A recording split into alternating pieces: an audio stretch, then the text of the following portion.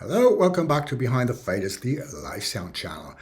Today I want to talk about a scenario that we are all scared of.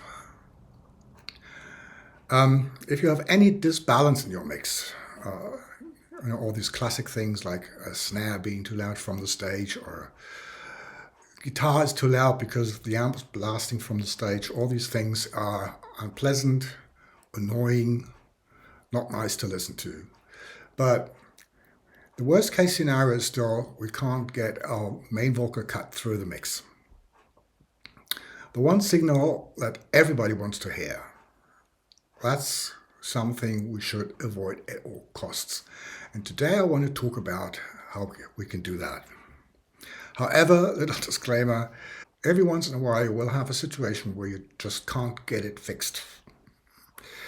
But we can do a few things to avoid that situation.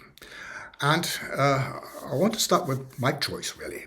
Because, of course, if you discover at the beginning of the show that you can't get your vocals cut through the mix, then it's too late for mic choice. But you can do that beforehand. There's a common misconception that even sound engineers have when they're just starting out. The human ear seems to think that brighter sounds better. So if a singer goes to the music store to buy his own microphone, which he needs to anyway for the rehearsal room, and he tests a few different mics, he will most likely end up buying the one that sounds the brightest, because it doesn't know about the consequences and it doesn't think about the consequences. Because many of the bright mics have a high shelf built in. And on stage, they will collect all the high frequencies on the stage, preferably the cymbals. They can be painfully loud in your center vocal if you have a mic like that. So if they now buy this mic and only use it in their rehearsal space, that's fine. But if they bring it to the gig, insisting on using it, that's where the trouble begins. You can try to talk them out of it, but it's difficult. And you can argue that this is not the mic you used to EQ all the monitoring, so now you have to start all over again. Or our mics work very well in this place. Sometimes you might succeed, sometimes you might not. And the problem with these mics that these people buy and bring, very often they bring some very exotic mic that you've never seen before because the shop needed to get rid of it, so he was talked into buying that mic. And now he thinks he found his secret weapon, so he must use it. There's a reason for some mics being the professional standard. And even if this pool gets bigger and if a new mic gets introduced into this category, that mic is usually not found by a singer. The thing is, what we need to make a vocal cut through the mix is not treble. What we need is a strong body. So the bottom end of the voice, so low mids in the end. Microphones that have a strong low mid make it easy, or easier at least, to bring up a voice loud enough in the room. That's why still the good old SM58 is a great microphone if it's still in proper condition. Strong body. So the next thing we can do to prepare for a difficult situation is we can ring out that microphone a little bit in the room with the PA, pretty much like a monitor. So you insert another EQ, graphic EQ or parametric EQ, whatever suits you the best. And this EQ is just there to take out some problematic frequencies. Be careful with that. We want to keep as much energy as we possibly can, but if you find some really problematic frequencies, you can take them out beforehand. So you have the cleanest signal possible.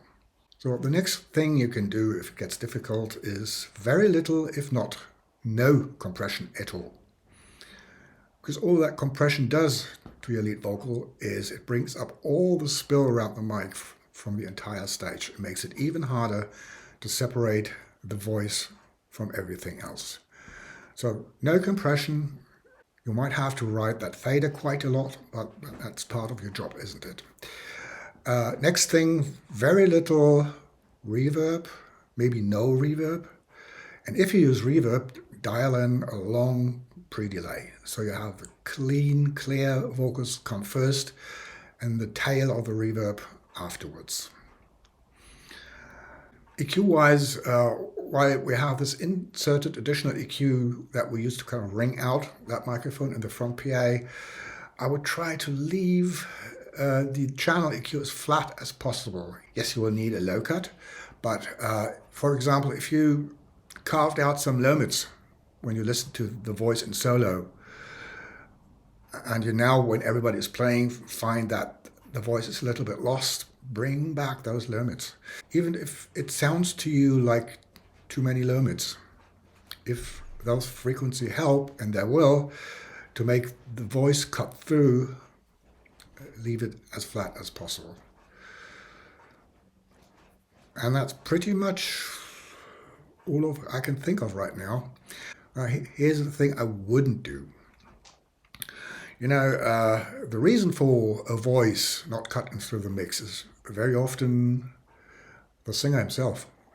A weak voice, or even more often, a bad mic tuning. You know, too much of a distance. And many people advise you to talk to the guy or the girl during soundcheck and tell him or her to get closer to the mic. I wouldn't do that. First of all, you're probably not the first to bring that up, and he or she might not want to hear that anymore. So you create some kind of tension. And even if they then try to follow your instructions, by the time the show starts, it will all be forgotten. Gig adrenaline kicks in, and they will just hold the mic the same way they did before you gave them your advice. If you think you have a good relationship, you can of course try to tell him or her. But you're in a worse situation, like I said, if he or she then does it for the sound check, but forgets all about it when the show starts, now you're in a worse position than if you would have had the chance to work on it during the sound check. So thank you for joining me. If you have questions, comments, leave them in the comment section. If you have a lot of questions or a special set of questions, consider booking yourself a coaching call. And if you haven't already, please subscribe to the channel. It helps me a lot and it's totally free for you. That's it for today. See you around. Bye-bye.